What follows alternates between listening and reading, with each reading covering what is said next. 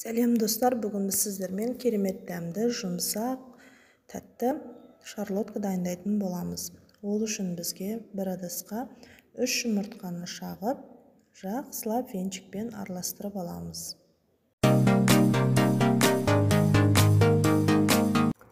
Жұмыртқаны жақсылап араластырып болғаннан соң, үстіне шекер саламыз. 150-200 грамм.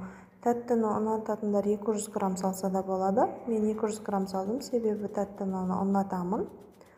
Сонан соң венчикпен жақсылап араластырып аламыз, битетіп.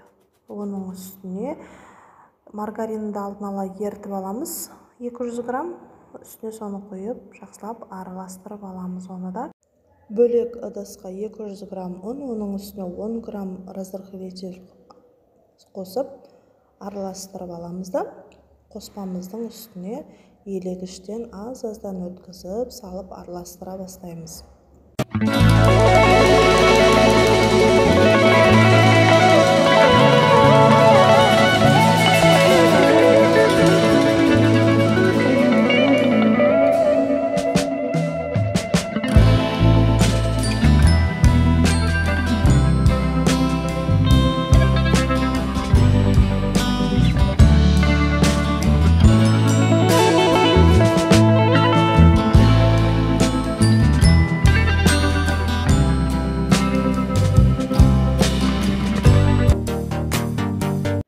Дайын болған қоспамызды шетке алып қойып, алманы турауға кірісеміз. Көкөністі ұнататындар көптеп қосуға да болады. Мен үйде өскен, өзімнің бақшамда өскен алмаларды қолданамын. Жарты бөлігін майда 4 бұрышты пішінге келтіріп турап аламын. Қалған пішінін жалпағынан ұзыннан турап шығамын.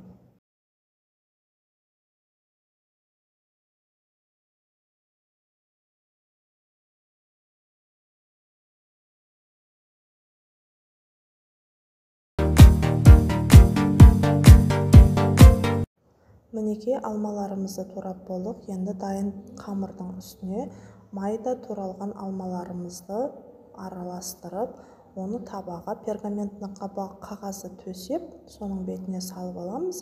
Қалған жалпағынан туралған алмаларды үстіне безендіріп аламыз.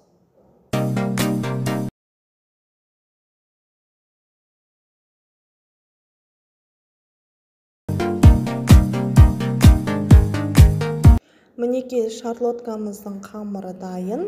Пешімізді алдын ала қыздырып, 180-200 градуста 30-35 минутта пісіріп аламыз. Енді кесіп, дастарханға тарта беруге болады. Астарыңыз дәмді болсын.